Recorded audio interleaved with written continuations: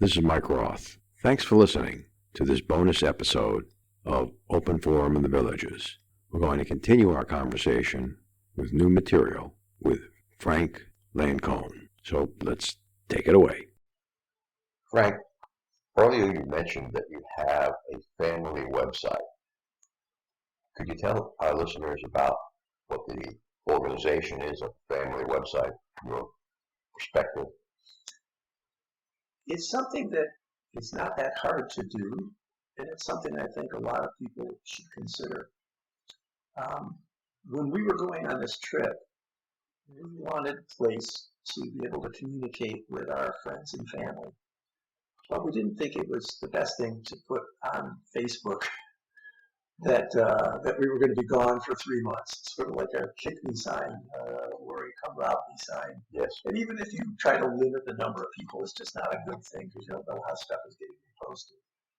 So I chartered through GoDaddy a website, and I used it primarily for the trip. Mm-hmm. Well, I really got into writing blogs, and I really got into posting my pictures there. Mm-hmm. And it was totally locked down. When I got home, I opened it up so anybody could see it. Then I started adding my clubs. So I have web pages for my clubs. I used to be on Facebook. I sort of haven't done much with Facebook in the last 2 years. But I did use it for posting poems. And so I had a lot of poems on Facebook. I took those off Facebook and put them on my personal website, and that has now evolved into a book of poetry with 100 poems. And my wife and I are celebrating our 50th wedding anniversary in June of 2022, so this coming June. So I have a tab called Half Century, and I plan to put, we're going to have a little party, I plan to put the video of that party up. So what happens is you start to build the story of your life. In the Writers League of the Villages, there's many people in our age group who've decided, when I'm gone, what will be left? What will my kids know about me? What will my grandkids know about me? Posterity. Yeah, and I love my grandpa. My dad and I worked on the farm on weekends, and it was just great. And he died when I was 14. I don't really remember as much as I wish I did about him, and I love him. Mm-hmm. He was a part of my life. I walked a quarter mile to get to the house to see him. But I don't know what he thought about things. I don't remember what he did personally. I don't know about the parts of his life that I was too young to understand. So I think, so people come to the Writers League and they get in the memoir groups. Well, I think of the family website as a living memoir. It's now a record of our lives, and you can fill things in. Repeat. Go back and fill things in. So I think of the website as a kind of a living memoir, a memoir where you're actually documenting things and sharing things along the way. Good. Frank, I did want to point out to our listeners something that you brought up that actually is a problem. I'm just going to pick on Facebook.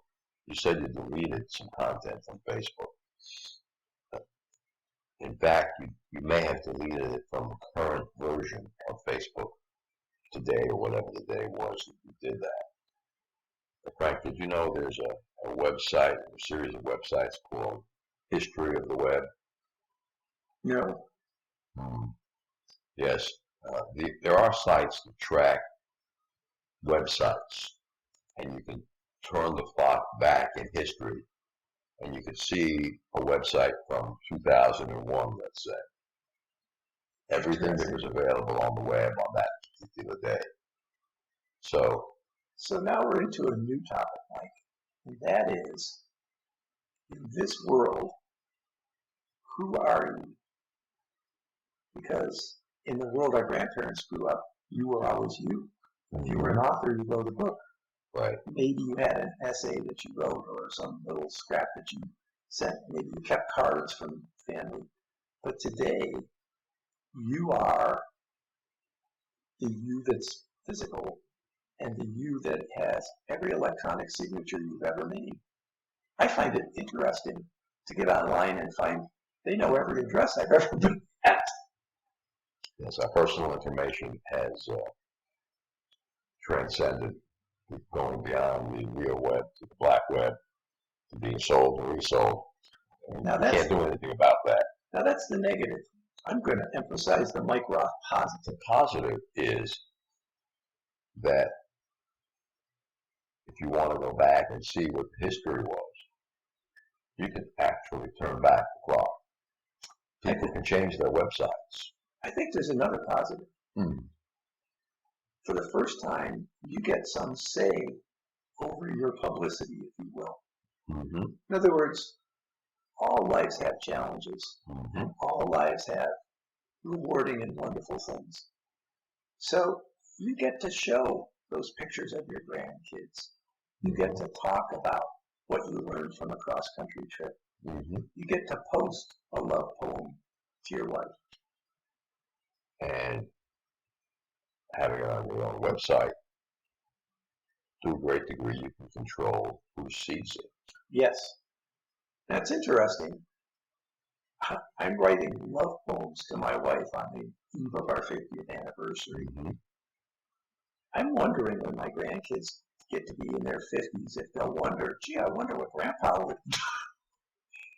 And so they get to see who I was. Yes. For better or worse. For better or worse. And if you want your website to continue beyond your own demise, because you probably have to pay to have your website posted, your domain name carried forward, you have to put that into your will with an executor's amount of money set aside, so that every year, every 2 years or every 3 years, your executor pays the website company, the hosting company, and pays the website domain registrar to keep your domain name active. So I think there's probably some other methodologies that will go forward, like we talked about the history of the internet. Mm-hmm. You can also publish electronically, and you'll be a part of a catalog that's available forever. I don't think Amazon drops books. I think they just drop them in their listing.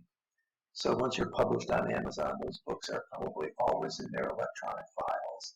I never thought of that, but that's probably true. Yeah. There's also the Library of Congress. You store a book with the Library of Congress, it becomes part of a permanent file. Mm-hmm. So I think for the first time, The book, yes. Yeah. Okay. Your website, that's another story. Websites you have to make a provision for. If you want it to continue long after you're gone, you have to come up with a way to keep it out there.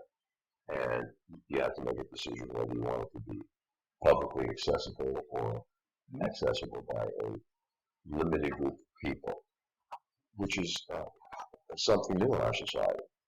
Usually people could write what they wanted to be on their epitaph on their tombstone. However,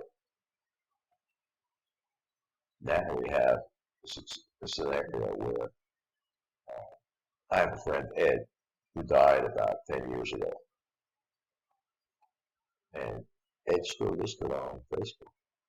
Of course, they actually want you to have an executive. Mm-hmm. Now they do.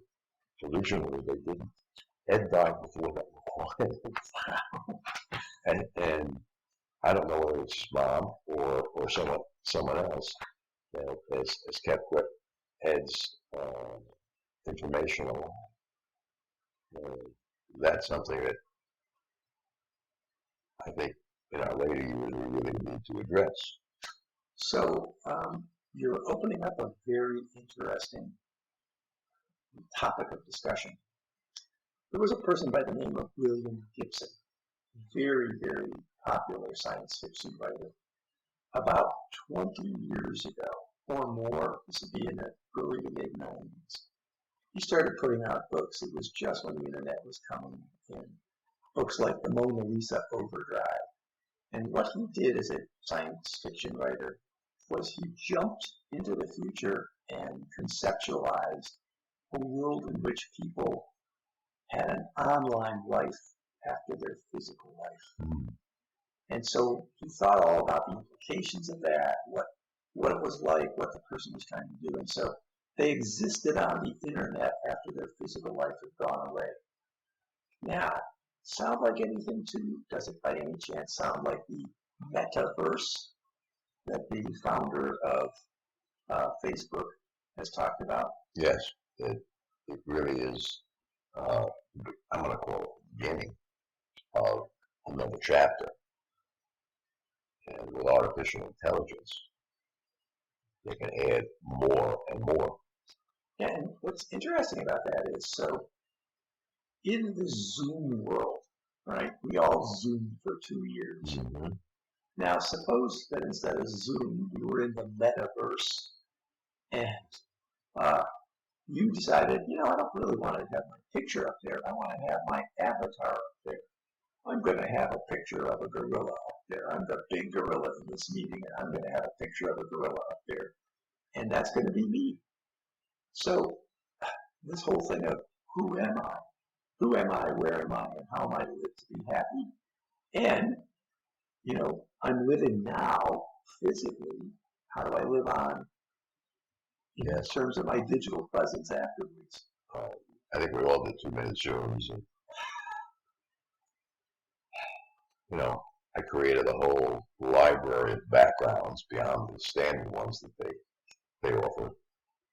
I could be on the Starship Enterprise or in young Sheldon's living room. And even in Zoom, they gave you the ability to change your facial appearance. Yes, to darken your eyebrows, to put a mustache on, to put a beard on, to change some colors. And that was the beginning.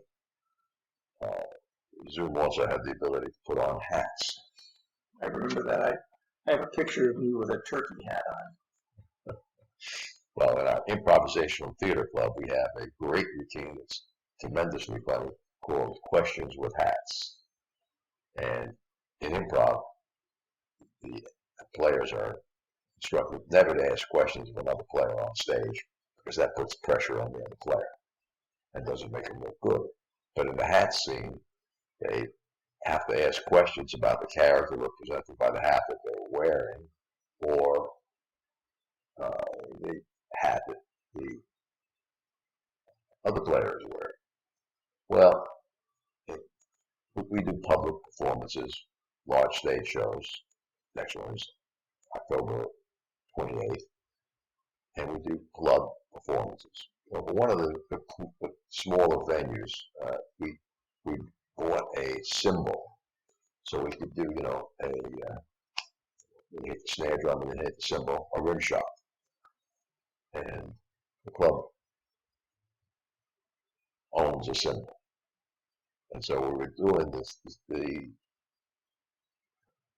Questions with Hats scene. And one of the villagers had a 22-year-old daughter who's studying improv in college. And she gets up to play in this Questions with Hats scene. And at the bottom of the box of hats is the symbol. And she puts the symbol on the top of her head. I love it. And she says, for her line, do I look symbol-minded? Always a lot of fun.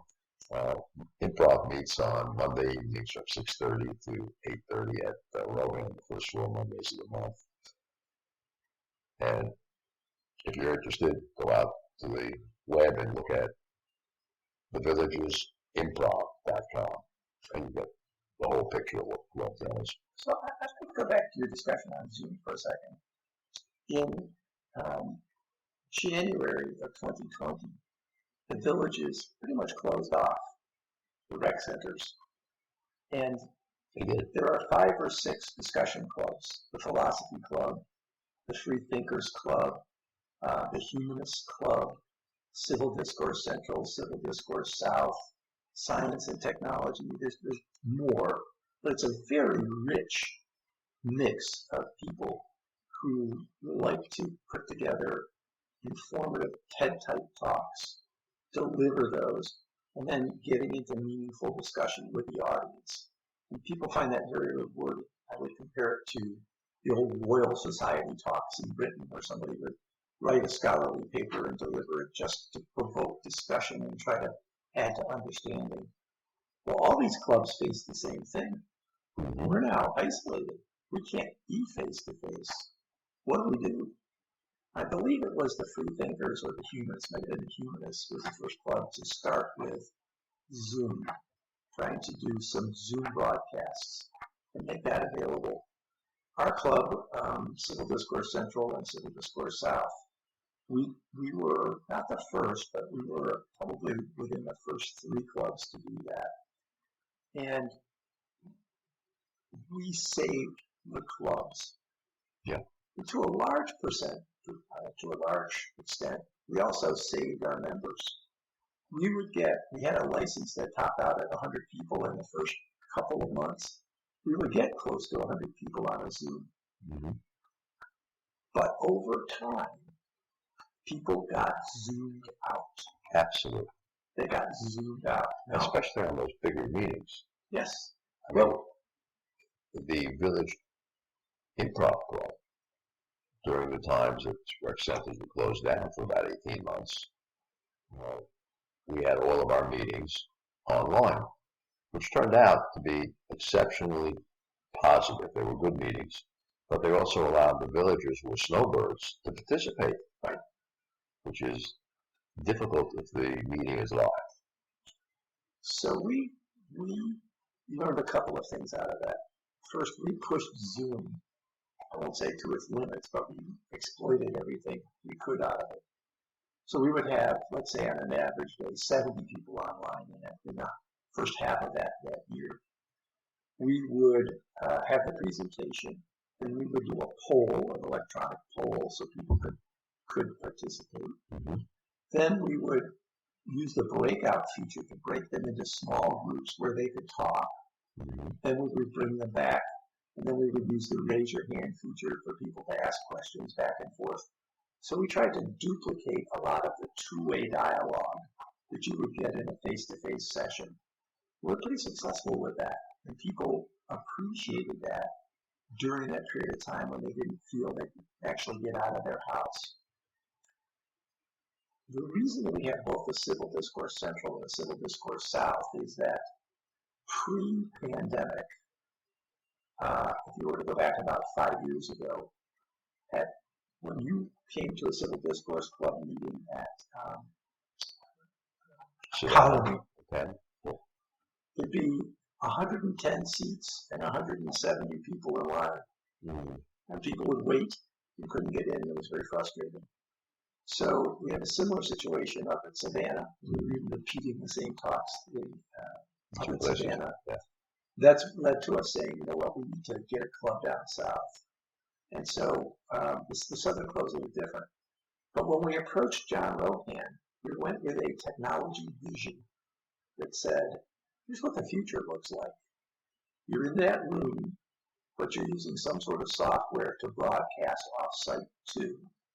That allows snowbirds to participate. It allows shut-ins to participate, people who are in, let's say, a memory care unit but used to go.